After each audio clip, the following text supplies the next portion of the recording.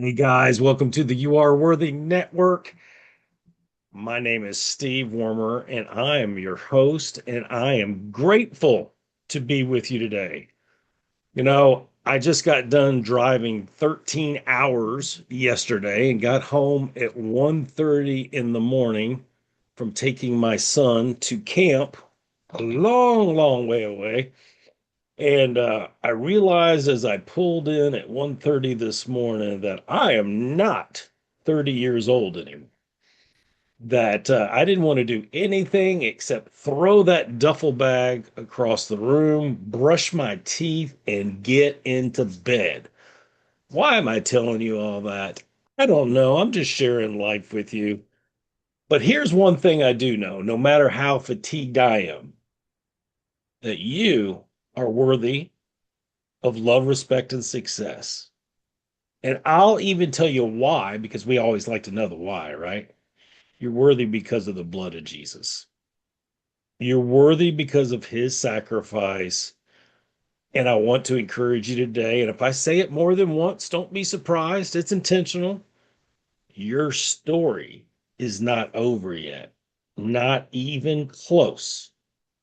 So I'm excited to be with you today. Just FYI, because I think this just happened while I was gone this weekend. Yeah, we did just cross over 17,000 members this weekend. And so I want to thank each one of you, whether you watch these interviews every single time or whether this is your first one or somewhere in between. We're grateful for each one of you. Couldn't do it without you. Thank you. You are welcome here. So, with all that being said, you're like, Steve, get on with the guest. We want to know about Cindy. I know you do. Cindy Yorks began her writing career as a fashion journalist in her native Texas and moved to Los Angeles in 1987. She walked the red carpet, interviewing celebrities and covering New York fashion weeks. In 1996, she traded in her stilettos to become a mother. When her second child arrived, the family's arduous autism journey began. Through her books, podcast, and social media, Cindy openly shares her struggles. She's faced battles with perfectionism, disappointment, rejection, fear, temptation, catastrophe, and even despair. Feeling an anointing from God to share these struggles and subsequent wins, she invites others to learn and grow with her, incorporating authenticity, a dash of humor, and divinely inspired encouragement.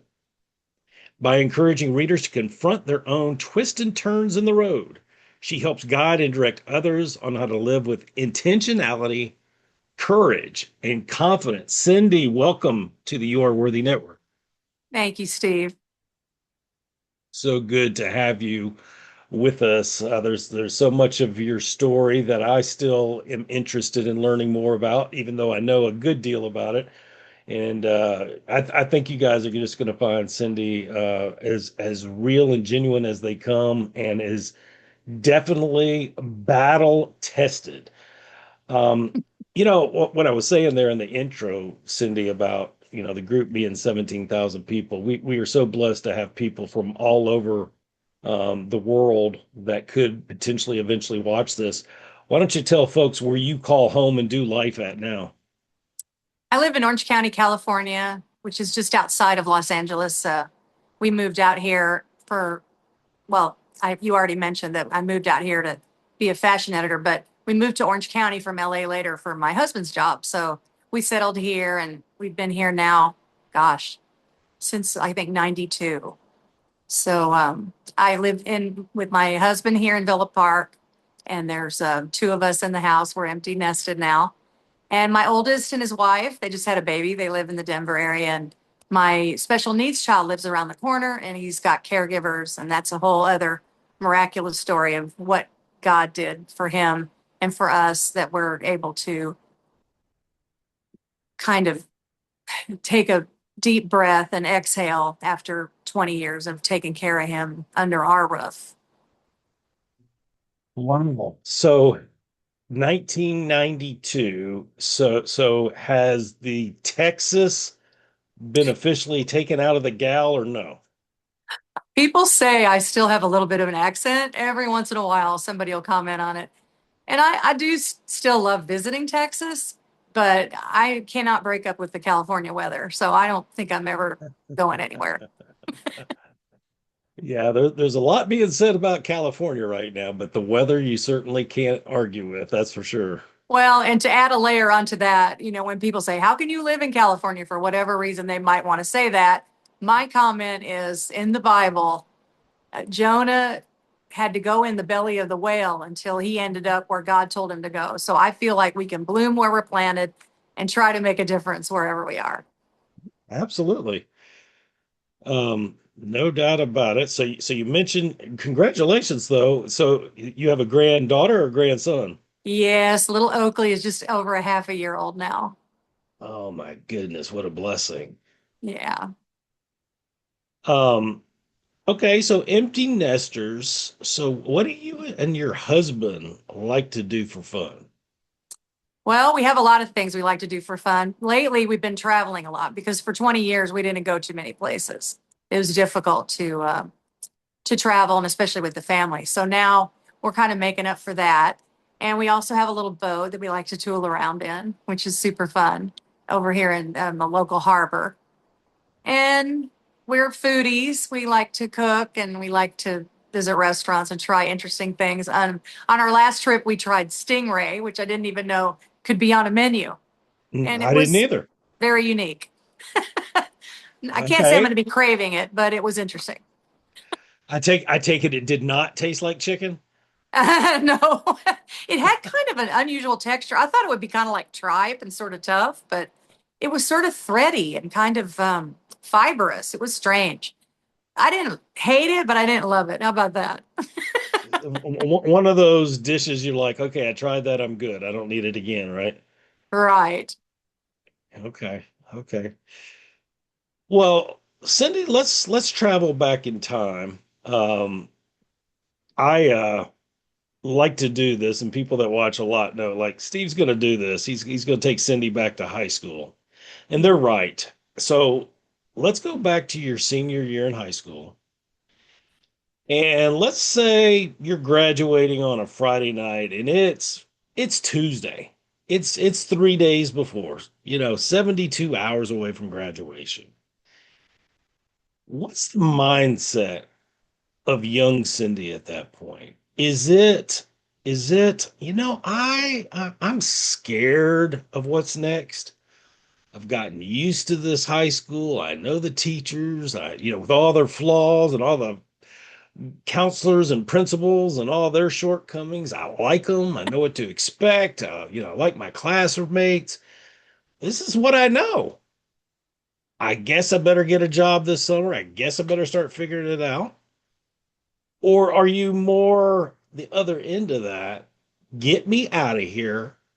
These next 72 hours can't come quick enough. My locker's already cleaned out. I've got the cap and gown. I've even gone to the store and I've got the beach ball to get this thing started Friday night. And are you somewhere in between? I couldn't be farther from the lackadaisical approach. I knew I wanted to be a writer when I was 14 years old, and I was very intentional about all the things I did from that point on to make sure that I could hone that craft. Um, Starting with just stealing away to be alone to write, different kinds of things like poetry and haiku, which we learned, about how to write those in that educational time period that you referred to. But also, I knew I wanted to be a journalist or maybe even a TV personality. So I actually worked at a TV station in high school. So I was only at school 2 hours a day, and I was at the TV station the rest of the time. uh, TV ended up not being for me when I got into basic audio and realized, and that wasn't until college, but I realized the technology and I were going to have an ongoing battle that was going to last the rest of my life. I wanted to make sure I would deal with it as little as possible. I never dreamed that I would be able to not avoid it at this point, as much as technology and writing go together now. they're inextricable. But at any rate, I was very driven about getting to school, getting a degree. And during my time in school, I actually pivoted a little. I wasn't sure I wanted to be a journalist. I was thinking I might want to be a literary agent and work like Jackie Onassis and work in New York and live. So, after about 6 months of trying to get a job, that I realized pretty soon that you had to be pretty well connected to get into those publishing houses. So when I realized that wasn't going to happen, I thought, okay, well, I'll just try a secondary effort of journalism, even though I didn't have the degree. So I ended up going to school and studying that. And then my first job out of school was not journalism related. It was just more of a kind of an information gathering, like a librarian sort of a thing. And then I was so determined to get on at a newspaper after I got married and my husband went to law school that I actually called the editor of the fashion section every week for almost a year because she kept saying they were going to start a new section. And then finally, she was tired of my phone calls. She's like, "All right already, Cindy, just come in here next week and we'll see what we can do." So I wore her Is down. is this in Texas? Yeah. Okay, you wore it down. Yeah. Yeah. Then I got hired away from that newspaper and got a full time, that was more of a part time gig. And then I got hired away to a full time gig at the other paper and then eventually got hired in LA and flew out for that job. So, okay. Now, where was college? Where did you get the journalism degree? I went to Southern Methodist University in Dallas. So I Okay. stayed in Texas my whole life until I got my job offer to move to Los Angeles. And I think my friends and my family, no one actually believed I would even do something like that. Wow.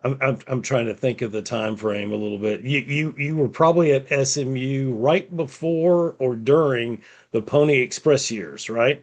Yes. For those that don't know what I'm talking about, they had quite a team in the early to mid 80s with Eric Dickerson and Craig James, two incredible running backs. We're not here to talk sports, but I thought that was a good point of reference. I actually Uh, don't like football. I'm like, why couldn't they have had the what they like kicked him out, right? So whenever there wasn't any football, I'm like, why couldn't I have been going there then? that is true. That came a short while later that they were banned for several years. Yeah. Yeah, you're right. Um, so let's go back to you get this phone call about going to LA. Is in your mind, is that just the next natural progression, or is this the big break you're looking for? I couldn't believe it. I don't think they even really interviewed anyone else for the job. The woman that was in the job currently was a colleague of mine, as far as like when I was in New York with the fashion shows, and that's how I met her. And she recommended me for that job, and they called me. So here's the irony. My husband was graduating from law school, but he didn't have a job really. And the whole reason we moved to Houston was so that he would complete law school and get a job. And it just wasn't happening for him. So I called him from my place of work and I said, meet me at this little seafood restaurant.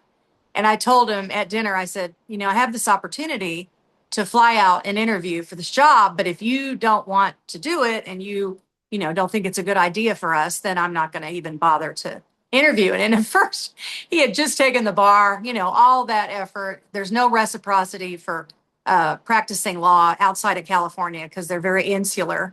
And so he would have to take that test over, and he literally had just finished it. So at the beginning of the dinner, he was like, "We're not doing that," and I'm like, "I understand." I go, "It's okay. I'm good in my job now. I don't have to do that." And then by the end of the dinner, he was kind of like, "Well, we don't have any kids and we don't really have a lot of stuff. Maybe we should just do it like for an adventure." So that's how it went. Wow. Over the course of a meal, he changed that quick. He's a fun guy. He just had to get on board with it a little bit. And I didn't blame him at all because, the minute he got here, he had to study for the bar and, he had to take a kind of a job that was sort of beneath him just for money. But actually, the irony of that is that was probably the pinnacle of my career in terms of, you know, notoriety, if you will. Not that I care now about that at all, but at the time, I mean, I have to admit, it fed the ego a little bit to know that you were chosen for something like that. But then his career just, because he is a patent attorney, he just retired. We couldn't have been in a better place for him. And that was God's plan for his life, that he would make sure that Ben was in a place where he would be able to succeed and, have the kind of provision that we were going to need for me to do the kind of writing that I would do. That would be a luxury in a lot of households where people wouldn't have, time to do that because they were working two jobs or whatever. So it was all part of the Lord's provision to kind of situate him here too, even though neither of us knew it at the time. So you're on the red carpet in LA. Are you interviewing folks? Or are you just writing? I mean, if you just for fun, tell us who was your most interesting person to interview. Well, you can't really interview anybody in depth on the red carpet because they keep going, but you Yeah. you tap Sean Connery on the shoulder and say, "Who made your tux?" Or you get a little moment with Charlton Heston or whatever. And then there were other people that I would meet for longer interviews because I did a little bit of freelance work. So, I mean, for glamour detail there, I got to fly to Ted Danson's penthouse in Hawaii and interview him there.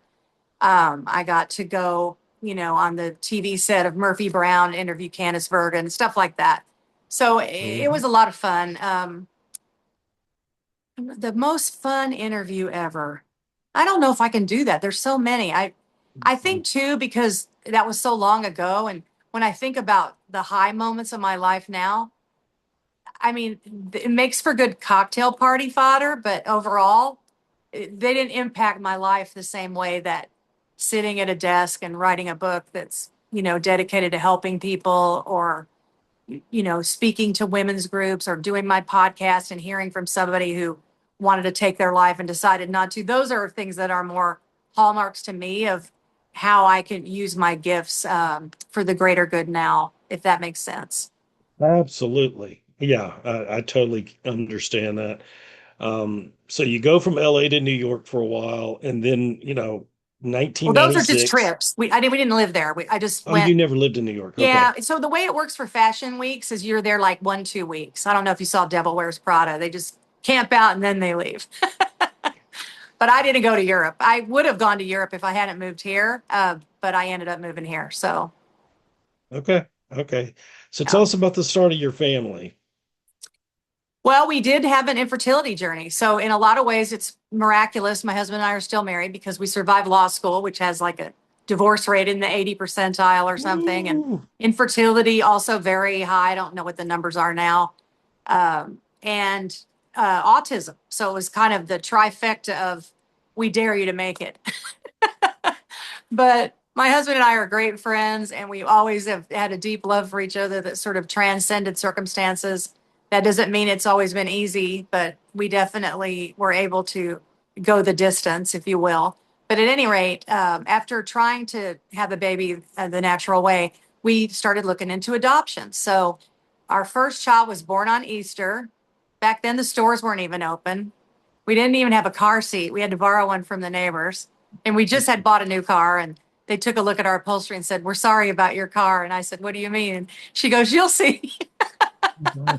It was so funny. But anyway, so he came into our lives first. And then 3 years later, we adopted our second child, Max. Well, I mean, life has changed dramatically in a short amount of time, right? Yeah, and the first question a lot of people ask me when they hear about Max, they want to know, did you know he had autism when you adopted him? The answer is no. He had a 10 APGAR. He met all the benchmarks until he was just a little over a year old, and then we started to notice things were a little different, and we were really blindsided by that. We couldn't believe what we were seeing and how we were going to navigate it, and our families were supportive, but we didn't really have anybody close to us. And another way that God really provided there, I'd had this woman who had been working for me cleaning for a long time. And so she still works for me. We're talking over 3 decades now. But she was here to kind of help with Max to a certain degree. And even on the day that and it was after he was 18 when he had his last really violent behavior in the house and my husband was away on business. I might not even be alive today if she hadn't been there with me that day to help get the emergency med into him because his behavior was so violent. Uh, but anyway, so I probably fast forwarded a little bit there in the You're story, okay. but that, yeah, they're 3 years apart, my sons. Let's go back to that a little bit. To give us a little glimpse into the household and how raising your family give us just a glimpse into the joys of having now a family of four, but also the challenges. And I'm sure the challenges, besides some of the obvious ones, it affected all four of you. Certainly it affected you, as you're describing here, but I'm sure it affected your husband, and I'm sure it affected your older son. Right. Well, and in some ways, I'm not sure we had the luxury of reflecting on how it affected him as much until after the fact. But I, there are some small things that come to mind when you say that. I kind of like to harken back to when you said, "What about the joys?" I'm sitting in a room now where we used to wrestle and have pillow fights. I mean, we did have fun. We went to Disneyland. We had passes.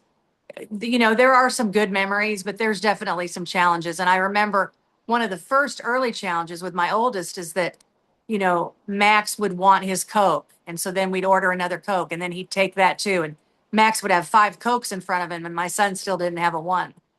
And, you know, it's easy to kind of say, well, that's just the way it is. We have to keep the peace. We're in a restaurant. But he's like, well, what about me? Don't I matter at all?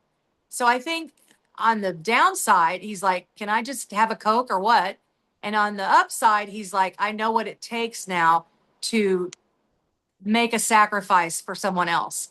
And he is a Mm. very caring and empathetic individual. And he doesn't have a lot of resentment about his childhood, but he could probably tell you a lot of stories like that that I'm not even aware of because I was just so busy trying to make sure that, Max didn't make a scene in a restaurant or whatever it might be. Yeah, I mean, without going too far down the forest with it, we adopted three at one time. And while none of the three, well, I'm not going to say too much, but we had some challenges too. And three at one time, you can imagine the intensity of it. And I hear you. Like, I'm sure most days, and there were joy and blessings in it. That's why I asked that. I'm sure there was. I appreciate you talking about the memories right there in the pillow fights. It's so good. I'm sure most days it was on from the time you woke up, and when you hit that bed, you earned it and were ready to call it a day. And it was survival, probably most days. Yes. And especially toward the end where he was I couldn't walk into the bathroom alone. He'd have to come in there and drag me out because I wasn't there before. And the day that he lost it, I moved some newspapers 5 feet and he couldn't handle it because they weren't in the spot they used to be. And Mm. he just went ballistic. So it's so inexplicable. And you're walking on eggshells. You don't even really realize it until the eggshells are gone. And you're like, oh, for instance, whenever we did manage to go on a trip, even if it was for a night, we'd have 10 minutes to pack because if Max saw any suitcases, he would just go crazy. Just all these little things that we would, yeah, like you could never say no in his presence because he would go ballistic there too. So, we had to reintroduce no into our vocabulary, which we hadn't said in Wow. like 2 decades. Don't say no, or don't say this, or don't do that, or I couldn't even wear certain things he didn't like, or it was, it was something. Wow. Yeah, A lot of triggers and a lot of had to have the routine the way he liked it, I'm sure. exactly. Yeah. Yeah. Yeah. Now in Max's new place, so the Lord, he did an amazing work there. When I told my husband that was a hard convo, I had to say, look, I can't live here anymore. And, if you're not here, especially, it's dangerous for me. And, we have to figure something out. So my husband actually came up with the idea where we bought real estate for Max and then the state brings in the caregiving and it's 24/7. And I know not all states do that. Here in California, With Max's situation anyway, it worked out for us that we were able to do that. And so that violent behavior occurred right before Memorial Day. I want to say 10 days before. And by the 10th day, we had closed on a house, moved Max in, and he lives on Altura Street, which means Most High. So I always say that Max lives on the street of the Most High God and that he watches over him there. Oh, wow. Wow. What would you say for you personally was the most valuable lesson you learned from raising two boys? Two boys. The raising was so different with the two of them, but I will say, getting now we're getting into the nitty gritty about you are worthy. I felt unworthy to parent a special needs child. I didn't feel always that I had the tools. And I would just pray to the Lord for strength to equip me for that. And for the most part, he did. But I think in our humanity, we concentrate on the things we did wrong. And so when you asked me that, I probably went to not the greatest place and thought to myself, I should have done this, which every parent does, I know.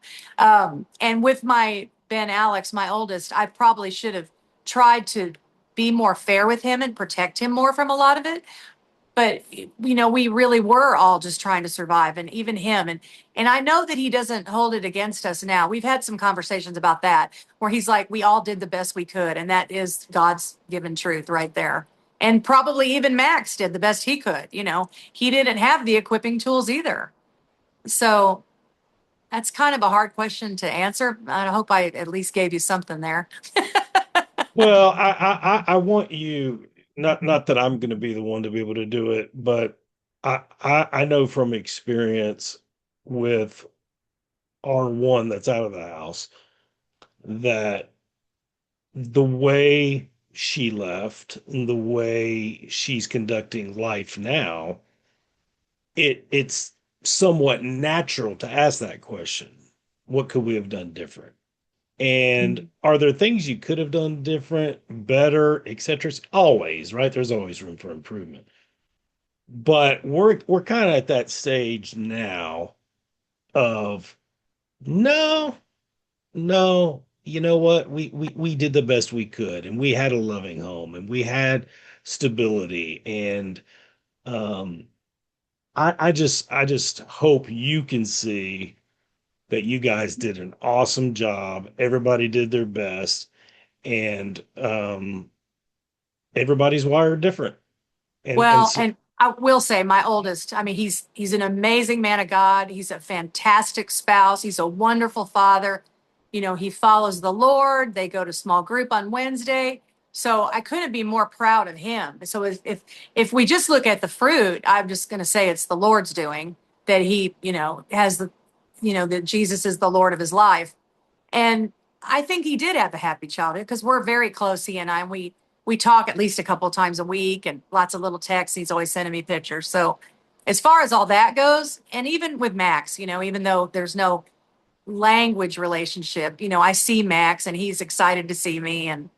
And so if you use all of that evidence of that fruit, I feel good about my parenting.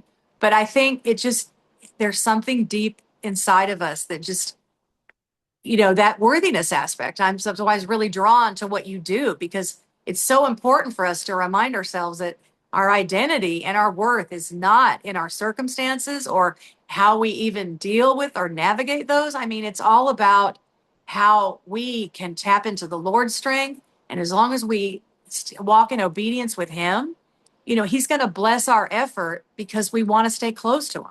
And even if we stumble and don't succeed, it doesn't impact his love for us. Just like Max's behavior doesn't impact my love for him. He can't help it, and we can't either. what a great example. I love that. Um, Take us to that season of life where you were looking to read a specific book and the Lord spoke to you that book wasn't exactly where you thought it might be. You know what story I'm referring to? No, I'm trying to unpack it. I'm like, Well, I may be off, but how you wrote your first book, how did it come about? oh, I see what you're saying now. Okay. So right about the time that we got Max's autism diagnosis, I was really depressed, and I even had to take an antidepressant for like 2 months. It was after that I was able to get off of it, but I didn't know where to turn, and I have to say I was disappointed in God. I'm like, I didn't care if I didn't make my babies. I didn't care if the stork brought them, but this wasn't really what I signed up for. I didn't understand it. So I went to the Christian bookstore, and I'm leafing through all the devotions with the hearts and flowers. This isn't really true today. There's a lot more material now than there was almost 30 years ago now. But the Lord, He was very clear. He said to me, "This book doesn't exist because you're going to write it." And I was like, "What? Write a book? I can barely go to the Huh. bathroom, you know?" And so that was sort of this early seed of me knowing that I was going to be called to write a book about what it means to navigate a hard place and lean into the Lord and to really press into His love and His strength and not rely on the human strength that I have because it wasn't going to be enough. And so what was the name of that book? So I just to briefly say, I took 10 months off and it turned into 3 books. But the first book I called The Side Door. And it was all about navigating these detours where we're going along in our life with our agenda and our plan. And then all of a sudden, God takes our hand gently and pulls us over to the side. And we're saying to ourselves, well, I didn't sign up for that. And He's like, no, but this is where we're going. And I'm like, but I don't want to go over there. He goes, this is where we're going. And then my second book, The Trapdoor, it was more about you're walking along and life is rosy, and all of a sudden you fall into the pit. And you're like, how did I get down here? I don't even understand.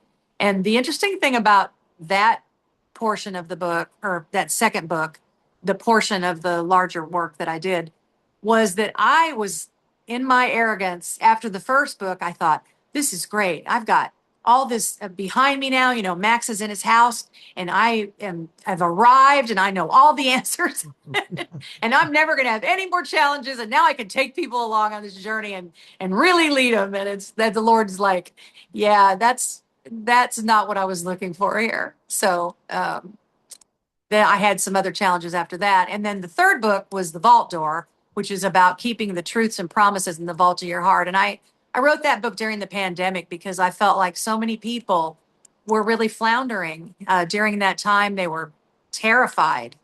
And, you know, we all deal with different things. We all have propensities to different areas of sin nature. And I'm not one to much fear for my life because I know this is the dot and not the dash. So I felt the Lord saying, write this book for people that are, you know, truly terrified about what they're going through now and how you can help them to hold on to these gold nuggets in God's word and keep them in the vault of your heart, which is so essential to getting through in a time of uncertainty, which with for a lot of people was truly terrifying. Wow. So you became a prolific writer during that time. And did you just give us a sneak peek at the next one? The dot, not the dash? Is that I love that. Oh, well, no, I'll tell you about that in a minute. But I was going to tell you that you're absolutely right about being prolific at a time when a lot of people were stymied. The Lord, He pressed a lot of assignments on me in that pandemic period.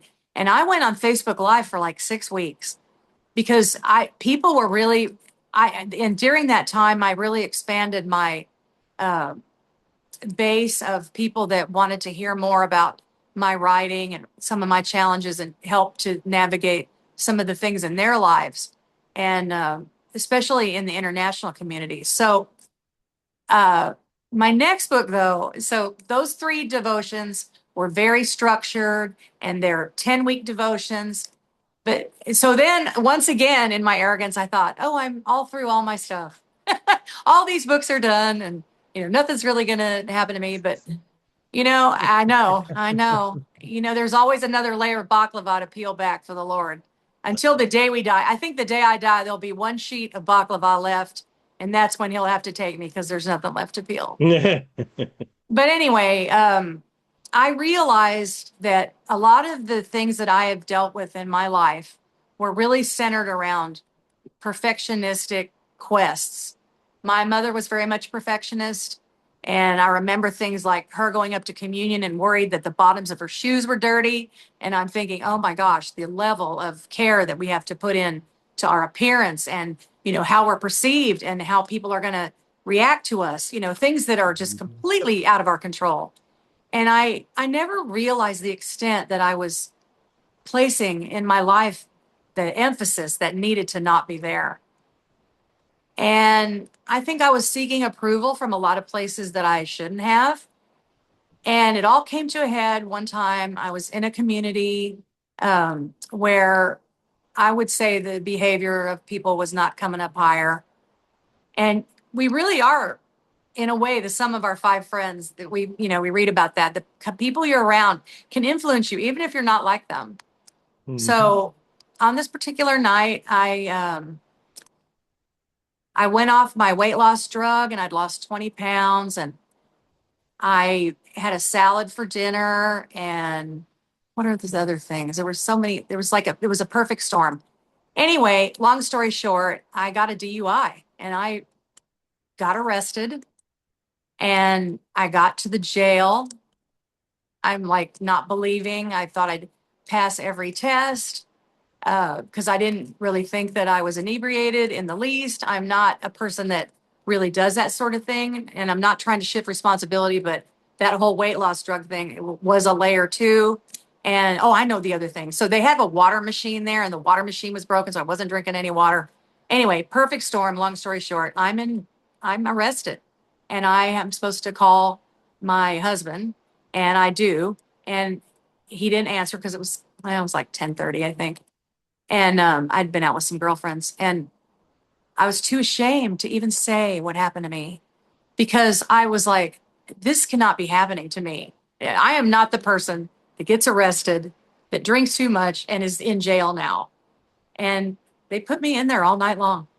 And it was me and Jesus and the bugs. And can I tell you, I've never been so close to Jesus as I was in that jail. And he was with me the whole time. And he said, this is what it took to wake you up to how you're wasting your life and you're wasting your anointing. You wrote these books and then I don't know what happened to you. And I'm like, okay, I'm listening. And that just happened a year and a half ago. And so Wow. this is the first time I've told this story in any kind of public venue. Wow. And the story itself has kind of held me prisoner, I feel, because I'm saying to myself all the time, I have to remind myself continually, although it's much easier now. But when I was really in the throes of it, I was I felt like people were defining me by my mistake if they knew, which not a lot of people did. And then I realized after about 6 months, and even really, even till today, that even I have defined myself by my mistake.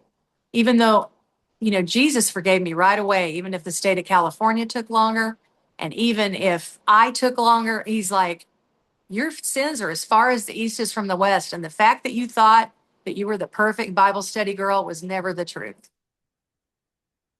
Woo. You know, I can't remember right now where it's at, the word. I'm sure it's in one of the Psalms. God says, I forget your sins. Think about that. Like, we don't even have the capability to do that. You're sitting here recalling that event from what, a year and a half ago? Yeah. And there's probably details of it that are as vivid as it was 18 months ago. And God says, I forget it. Wow. I appreciate you sharing that. By the way, I don't even know if you know this when you're doing it, but that's fire for a book title too. Me, Jesus, Well, and the that's what I'm Bugs. getting at. That's the fourth book. Oh, okay. And it's not so much. I realize the DUI is just a symptom of the real problem. You know, Hmm. because well, for me, okay, so I did have to sit before the Lord. Lord, am I an alcoholic? Do I have an alcohol problem? He goes, no, you have an attention problem and you have a crowd problem. And these are the problems. And he laid them all out for me. And I'm like, okay. So I had to undertake that work of transformation, which I didn't even know I needed. That's how far gone we Yeah. are in our sin sometimes. Even though we're going through all the motions and we think our heart belongs fully to the Lord, he's like, you don't even have a clue what it means to give your whole heart to the Lord. It's Wow. it's the truth, And so the fourth book is not so much, my memoir of what happened to me. It's like, what are the things that really imprison us? What are the things that we are behind bars with that we don't even realize or understand or have a clue how to get out? How do we get sprung from those jails? That's what I want to talk about. And you know, like I said, this step today is the first for me to just be able to say, look, you know what? I'm not the Mary Poppins I thought I was. I'd like to think that that was true, but at the end of the day, we all sin and fall short of the glory of God. And it's just a matter of who's willing to, cop to the story and who wants to just keep it under wraps. And I get that. I'm not coming down on people that maybe don't want to say what happened to them because I had a lot of people praying for me today about what I was going to do here. And I didn't even Wow. really know if I would be able to tell that story. But you know what? God equips us for every good work. And that's what he did here. Well, yeah, there's a couple things that take place when we're vulnerable. One, it's freeing and healing for us. Two, we don't, this is where God's ways are so much different than our ways, right? Because we're worried about the shame and the appearance and all that. But people listening to this, they relate to that. Cindy, this is why I do what I do. Like I could have talked to you more about the red carpet. I could talk to you, I wanted to get some of that out because it's interesting, right? But we could have camped in some of those places. But this is where the gold is because somebody watching this, they need a little hope and inspiration from those that are successful. Absolutely. But we resonate with those that have been through the fiery furnace and are willing to vulnerably share it because that resonates with almost everybody. So I thank you. And what is the name of the fourth book? Oh, I do have a couple of working titles, but I don't, I can't, I think, there's definitely some jail motifs and some, you know, um, I mean, in a way, you do have to have a sense of humor about it just because otherwise you're doomed. But I want to say a couple of other things about that experience. So, you know, one of the things you have to do is community service. And the Lord, he protected me in a lot of ways from a lot of things. And, not to get too much in the weeds about that, but one of the things that he did was in the community service. So I have a titanium knee, and my other knee is, it's like, 70% most of the time. But anyway, you on the form you have to say you have some physical limitations, and then she's like, "Oh, you have to go to the doctor now and get this and that." I'm like, "Just put down that I can do anything. Then I just want to get out of here, whatever it takes, okay?" And so she's like, "No, that's not how it works." So I ended up writing a note to the doctor, and then they put me at a food bank. So I thought, great, I work at the food bank at my church. That's very natural to me. I love praying with people at the food bank. I'm on the prayer team there. I thought, great, this is just a gig I'm going to be comfortable with. So I get to the place and they go, would you mind going to the Bible study down the hall? That was like part of my, you know, I think I cleaned toys in the Sunday school a couple times, but those people in that place, they just loved me like Jesus with skin on, and they never judged me and they never asked me a single thing about what happened to me. They were just like there to encourage and inspire. And I was so grateful to them. And I went, the little women at the Bible study, they're like, will you come and speak at our women's retreats? I'm like, oh, yeah, I'd be honored if you really want me. But anyway, I mean, he did such a neat thing there. And I remember my very last day of community service, I attended a service. So normally I'm working at my church. So I didn't go to the other services, but I took a day off of my church and went there for my last few hours. And the sermon was all about how God can use you even when you've messed up big time. And I thought, only the Lord can do stuff like that. It was just a phenomenal day for me. He does some of his best work when we're broken and desperate. Yeah. So now, my life is totally different. And the Lord, He changed so many things. It wasn't just that. It wasn't just the drinking and the company. He goes, I want you to transform your health too. So now I'm on an eating plan that is very health oriented, and it's very much driven by nutrition and wellness. And I have an amazing level of energy. And did I say already, I've lost 20 pounds? And Awesome. yeah, I can't, I am a completely different person now than I was a year and a half ago in 1,000 ways, in ways that only the Lord could orchestrate. And it took a lot for me to pay attention to Him, but he had to do what he had to do to get my attention. Oh, and I forgot to tell you this. So 5 days before that happened to me, I was at a women's retreat. And I went up for a prophetic word and a prayer, which I'm not usually that person. I'm usually the one that's giving the prayer. And I went up because the Lord pressed it on me. And this woman laid her hand on me and she kind of threw her body back and she said, there's something in between you and the Lord and He wants it gone. And so after that retreat, I went home and I laid on the ground with my face to the carpet. And I said, Lord, whatever it is, I want you to handle it. So I've only myself to I asked for it, and Wow. ask and it will be given to you. So there it is. Wow. So, what's next? Well, you know what? I mean, that's another thing. I'm not sure because now I'm fighting all sorts of, you don't want to put this on paper. See, I've told the story, right? It's live, it's organic. I know it'll be there for anyone to see, but it's like, well, you've told it and then it's over. It's like a book. You're every day you're revisiting it all and you're doing this and you're doing that. It's I feel that I'm supposed to do that, but I'm going to probably have to muster up a little more courage. I'm going to have to get some prayer teams on it to help me to be empowered by it. But I will say the more that I share, the more free I am with it. And I think that makes a huge difference in, you know, moving closer to the goal. So probably the fourth book. And maybe some speaking engagements, me sharing my story to a variety of different kinds of people. I don't know. But another thing I'm doing now, and this is another wild thing the Lord does, from my 5,000 followers or whatever, He's taken me to the smallest little room with special needs participants. They asked me to Mm, teach a Bible study in this Reimagine Center where my husband and I, we run a nonprofit. It's like a fun and games thing for adults, a couple of nights a week for a few hours, and we fund that as a nonprofit. But that particular building has a day program, and they said, Cindy, we want you to come in and teach Bible to these participants in the day program. And I thought, wow, the Lord, He wow, wants that's so right. much for those people to feel. I get emotional because I'm so attached to Him now. To feel His love and to have it brought to them in a way that means something to them. And who better than someone who was a mother of a nonverbal child to know the limitations of communication and how that could be imparted?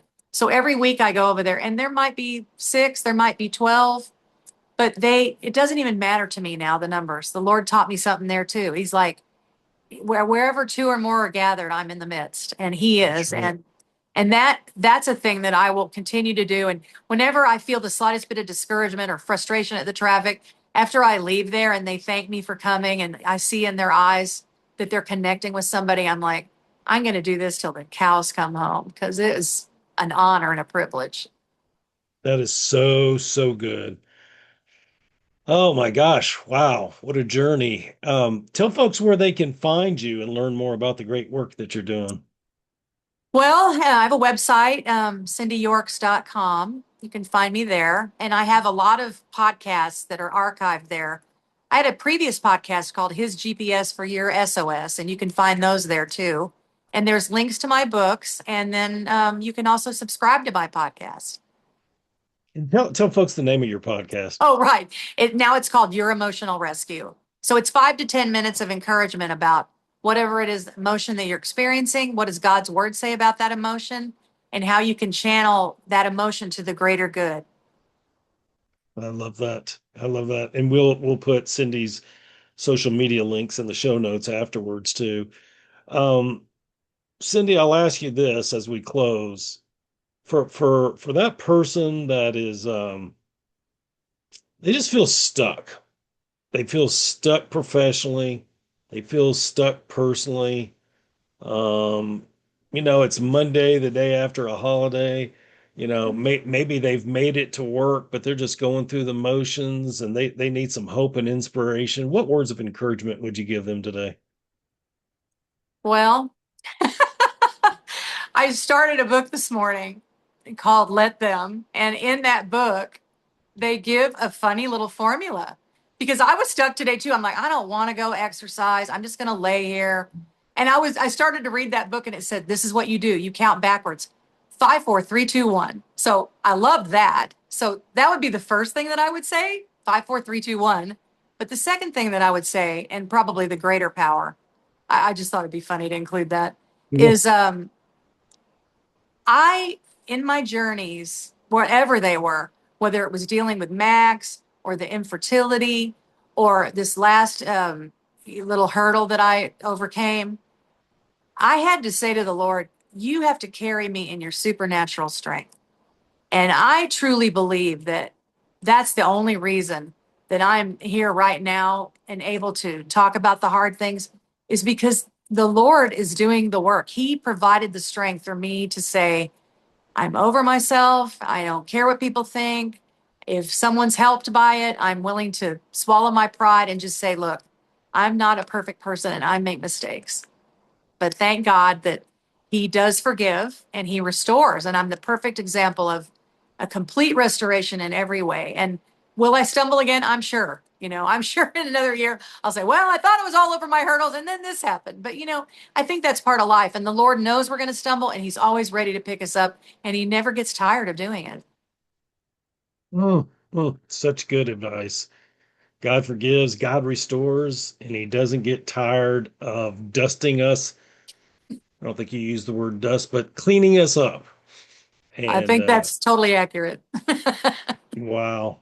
Cindy, I want to thank you for sharing significant pieces of your journey with us today. I want to thank you for sharing the dreams you had as that high school senior, those dreams that came true, those exciting moments, those exciting people that you met, but more importantly, the family that you've built, the mom that you were worthy of being and still are worthy of being, and the vulnerability you shared with us, the tough times as a mom and as a wife, the tough times that you just went through 18 months ago, and now, whatever word I would call it, the reemergence maybe.